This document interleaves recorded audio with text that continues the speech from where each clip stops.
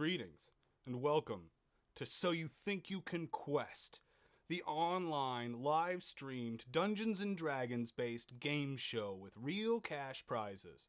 I'm your host and Dungeon Master, and in this episode, we're going to take a deep dive into the custom game setting and world lore surrounding the competition so that you, as a fan and potential competitor, can get an idea of exactly what you have waiting in store for you if you want to best this deadly world and take home cash prizes of your own. If you are new to So You Think You Can Quest and are wondering exactly what this is, I recommend you check out the Quest introduction video elsewhere on this YouTube channel to get a better idea or a broader view of exactly all the pieces and parts that go into this game show format. If you've already seen this video, or you don't exactly care what you're missing out on, then follow me as we go to the world of Eidolon on the continent of Nemothera to the Moonwake Mountains, where sits perched the remote town of Hope's Rise. Cloaked in fog and deadly mystery, this town is the opening and game setting for all of So You Think You Can Quest's first season. Let's begin to explore what that means, starting with the biggest piece first and breaking it down from there. The world of Eidolon is the name given to the fictional and unique game setting created for this competition and will only be used in its first season. Eidolon is considered, even by its multiverse's standard, to be an ancient realm. It has been fought over and also abandoned by a countless number of deities in its stretch of eons that it has hung suspended amongst the meridians of power that coalesce the infinite skeins of possibility into the very prime material plane. These meridians of power, for the current age, and all of the ages known to scholars that have come before it, are ruled over by a pantheon of 13 goddesses. These goddesses make up the pantheon functionally available to the players and clerics of So You Think You Can Quest. Ranging from the forgotten to the prominent, each one, from Swelka to Goriel, plays a role in manipulating the either behind-the-scenes or very present and real world of Eidolon in order to harmonize in a greater system that allows this pantheon to share the power that flows throughout this realm. Of the various in-game domains, holy symbols, and sets of varying beliefs and priorities, each one adds a unique flavor to the actual game world itself, while also adding a functional piece for players to interact with in the form of an offering system. Each goddess has a preferred offering site, and also ritual piece necessary to conduct that exact exchange. If players can divine the location of these hidden offering sites, exactly what the goddesses are in search of, and the right tools to make it happen, they will be capable of receiving game-altering benefits from these deities in order to overcome the various challenges that lay before them. But enough of this. Let's focus on something that's a little bit more tangible for players to grab a hold of. The world of Eidolon is made up of 9 primary land masses, and much like Earth's land masses, these are separated not into distinct geographic boundaries, but also an additional set of sort of cultural or institutional mores that sit atop of them and dictate exactly what they are known as. This is evident in, say, the largest continent, Nemothera, which I referred to in the beginning of this video, and is where the campaign in which the players will be playing is set. To, say, the institution or continents of Kuatha. Kuatha being the name given to the landmass attached to the ice shelves on both the northern and southern polar regions of this world. As a result, one can be in many far-flung places very far away from one another and still be in the Eidolon equivalent of Kuatha. Its prismatic shoals and untapped mineral resources aside, we aren't here to discuss Kuatha, as Eidolon's geography and the cultures within it are going to be the topic of another deep dive video later on in this channel's progression. Instead, we're going to focus on the continent of Nemothera, where this contest will be taking place. Nemothera is Eidolon's largest continent and stretches from the northern hemisphere to the southern, as well as from the eastern to the western. Much of this is, though, due to the fact that it has large strands of isolated and uninhabited mountain ranges that extend into the northern and southern oceans. The continent's midsection, however, is composed of vast tracts of arable land that many smaller nations have competed over throughout Eidolon's named and unnamed ages. Though in the last few centuries, two kingdoms in specific have managed to consolidate a great amount of power and now threaten to boil over into a war for supremacy for the entire continent. These two nations are known as Delos and Orm, respectively. Though, due to the mountain ranges and the inability for either one of these kingdoms to spare troops in order to try and police or otherwise colonize them,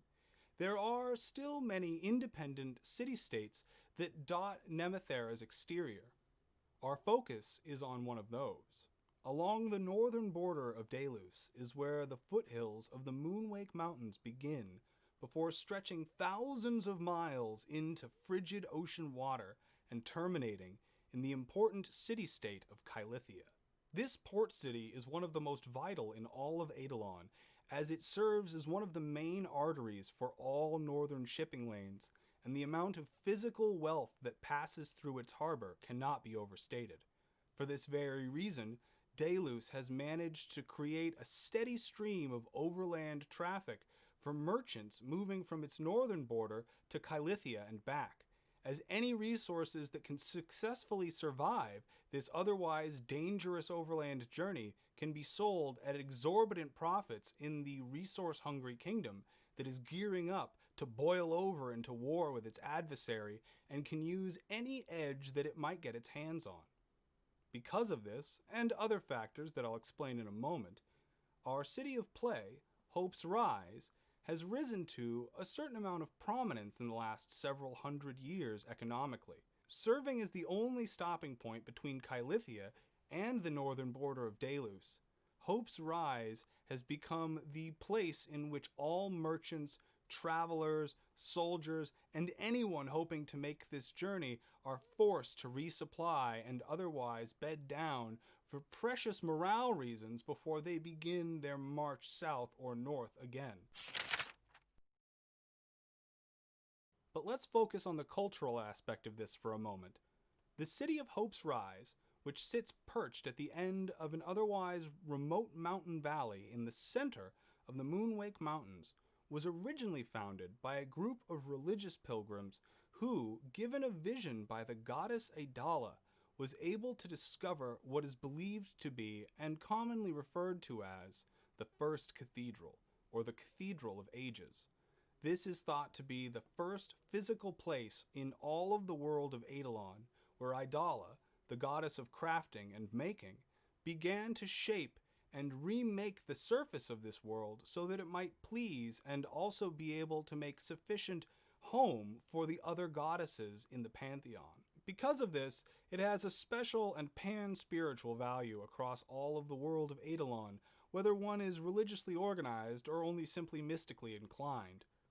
The growth of the town of Hope's Rise into the city that has become is testament of this in and of itself, as the journey to this location is so dangerous and so remote and had been without established resource for so long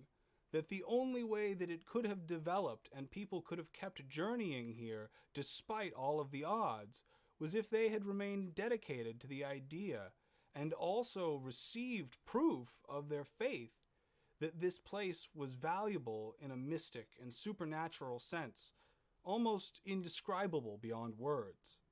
It is all of these factors, of course, that have gone into making the generation after generation of Rise inhabitants be strange and hardy folk, that on the lip of every merchant and traveler headed to and from Hope's Rise are known to sometimes be stranger than the very hills in which they inhabit, and also, sometimes yet still, more dangerous. The kobolds, orcs, goblins, ogres, and mist drakes that savage and patrol the paths to and from Hope's Rise are considered to be a nuisance and plague upon all innocent or illegitimate business coming to and from the city. But those who have dwelled too long in Hope's Rise know that it is the askew glances of the townsfolk and the strange goings-on that can occur in the long night when the mists seem to almost obscure and redirect one's sense of place and being, that the true nature of the town begins to reveal itself, and it's almost as if the countryside is merely manifesting a facade with which civilization may interact with. I mean, of course, this is all just rambling superstition on the lips of drunken soldiers, I suppose. Hope's Rise is renowned amongst the international adventuring community, not just for the mystical mountains north of it, as well as the strange secrets kept by its townsfolk, but also for the mist-filled wood that surrounds it and also lines the valley floor that it overlooks, as this fog-filled wood is known to harbor ancient places of inscrutable magic power that have at times both made or destroyed the fortunes of an individual. It is this renown that has attracted the attention of the Guild of Mazes, an enigmatic organization of seemingly limitless power that will be employing all of the contestants and player characters in So You Think You Can Quest. The Guild of Mazes specializes in locating, defeating, and then thoroughly looting all style of catacomb, labyrinth, or forbidden subterranean fortress. It is through this method that the Guild of Mazes continues to finance its elaborate operations, as well as ingratiate itself to all current and future rulers. For there are many a kingdom and town that owe their security and very lives to the fact that the Guild of Mazes has arrived without fanfare and begun to plumb the depths of whatever ancient evil lurks beneath their locale. Of course, they keep all of the profits and leave just as abruptly as they arrived. However, when you have a lich problem, or some sort of infestation of demonic minotaur warlords, you tend not to ask questions when strangers arrive and deal with your problem and then leave without asking you for anything. The Guild of Mazes will function as the device necessary to fulfill the game show aspect of this Dungeons & Dragons campaign. Because of its teleportation network and vast resources, the Guild of Mazes will be able to warp in ready and rapid-fire manner, reinforcements from the present player roster of the Knights contestants into player characters in the game world in a way that makes sense. As people expire and further assistance is needed, the Guild of Mazes is going to fill those roles as necessary. As players level up, the Guild of Mazes will realize that more substantial efforts are required, and further adventures sent into the game world will then also be of that acquired level. Which means that if the player characters can reach the second level, all subsequent contestants will come into the game at second level, and so on and so forth. The Guild of Mazes will also be supplying you with all of your starting gold, equipment, side quests, and anything else that your favored guild department might be feeling like you need in order to complete that department's agenda in Hope's Rise.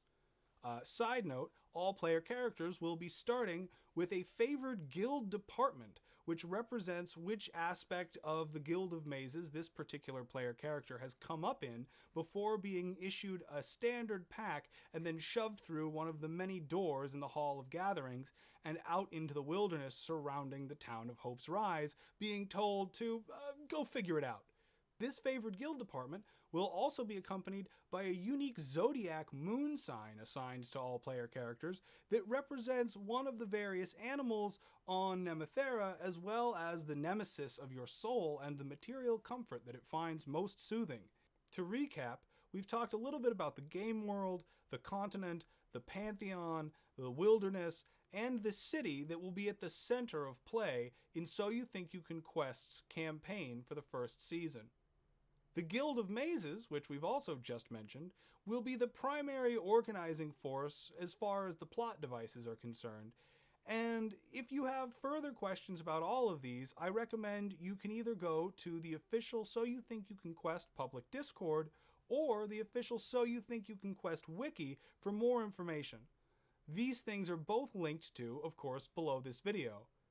Now, if you'd like to catch an episode of So You Think You Can Quest, you can tune in on Sundays and Tuesdays at 6 p.m. Pacific Standard Time at the Twitch link also available below this video. There will be real cash prizes and precious stones handed out as players are capable of completing the various tasks presented to them, and you could be one of the lucky recipients of these things.